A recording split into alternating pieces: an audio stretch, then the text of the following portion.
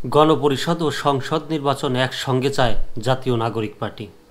গতদিন পর্যন্ত জাতীয় নাগরিক পার্টি দাবি করছিলেন আগে গণপরিষদ নির্বাচন, পরে সংসদ নির্বাচন, এবং সেটা জোর গলায় জোর দাবি জানাচ্ছিল। কিন্তু আজকে হঠাৎ করে, প্রথম আলোর খবর, আজকেই হঠাৎ করে তারা দুই নির্বাচন একসাথে চাচ্ছে। বিস্তারিত পড়ব। সেকেন্ড রিপাবলিক প্রতিষ্ঠায় নতুন সংবিধান প্রণয়নের জন্য জাতীয় নাগরিক পার্টি এনসিপি যে গণপরিষদ নির্বাচনের দাবি করছে, সেটা সংসদ নির্বাচন সহ একই সঙ্গে হতে পারে বলে মনে করছে দলটি। দলের আহ্বায়ক নাহিদ ইসলাম আজ মঙ্গলবার বিষয়টি সামনে এনেছেন।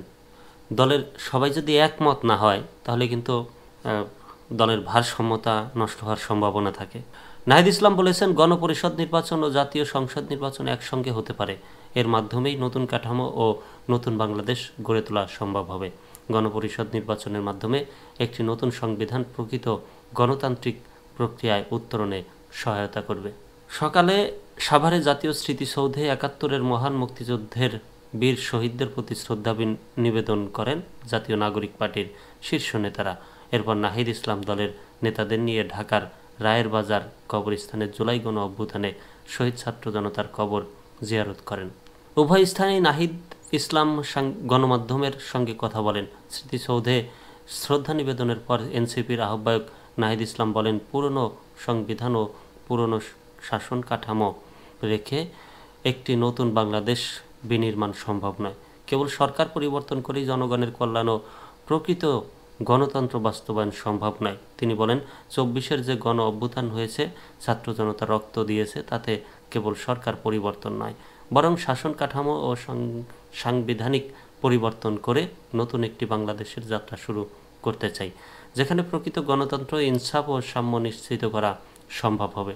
সেকেন্ড রিপাবলিকের দ্বিতীয় গণপ্রজাতন্ত্র জন্য নতুন সংবিধান ও গণপরিষদ নির্বাচনের লক্ষ্যে নতুন দল কাজ করে যাচ্ছে উল্লেখ করে নাহিদ আরও বলেন, ১৯৭৪ থেকে ২০২৪-এর সব লড়াইয়ের আকাঙ্ক্ষাকে ধারণ করে আমরা নতুন বাংলাদেশ বিনির্মাণ করব এবং সেই লক্ষ্যে এনসিপি কাজ করে যাচ্ছে। ১৯৭১ সালের মুক্তিযুদ্ধের মধ্য দিয়ে আমরা একটি স্বাধীন রাষ্ট্র পেলেও আমাদের সার্বভৌমত্ব বারবার হুমকির মুখে পড়েছে।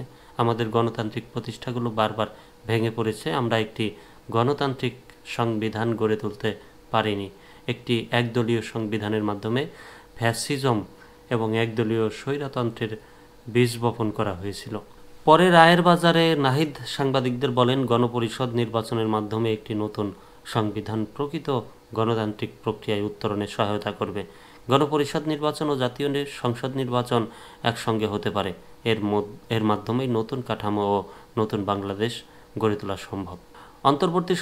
অন্তর্বর্তীকালীন সরকারের কাছে জুলাই অভ্যুত্থান এবং গত ১৫ বছরে হত্যাকাণ্ডের সঙ্গে জড়িত ব্যক্তিদের বিচারের দাবি জানান নাহিদ ইসলাম। তিনি বলেন, বিচারের পর সংস্কার কার্যক্রম করে জাতীয় ঐক্যমত কমিশনের সঙ্গে দ্রুত জাতীয় সংলাপে গিয়ে আমাদের জুলাই সনদ ও জুলাই ঘোষণাপত্র বাস্তবায়ন আমরা দেখতে চাই।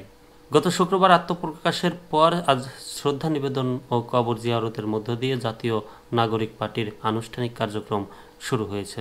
এ সময় দলীয় প্রধান নাহিদ বলেন, এ মুহূর্তে তার দলের প্রথম লক্ষ্য হচ্ছে সাংগঠনিকভাবে তার কার্যক্রম বিস্তৃত করা, তৃণমূলে সাংগঠনিক কার্যক্রম বিস্তৃত করা। এছাড়া দলের নিবন্ধন নিতে যে ধরনের শর্ত পূরণ করা প্রয়োজন, সে শর্তাবলী দ্রুততম সময়ের মধ্যে পূরণ করে নিবন্ধনের প্রক্রিয়া শুরু এবং এ মাসের মধ্যে দলের গঠনতন্ত্র প্রণয়নের কাজ শুরু করার কথা জানান তিনি।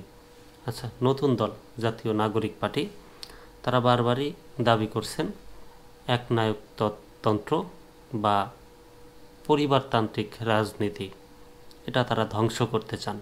সেটা দেখার অপেক্ষায় যে আসলে এই আশ্বাসগুলো শুধু আশ্বাসই থেকে যায় নাকি বাস্তবে রূপ নেয়।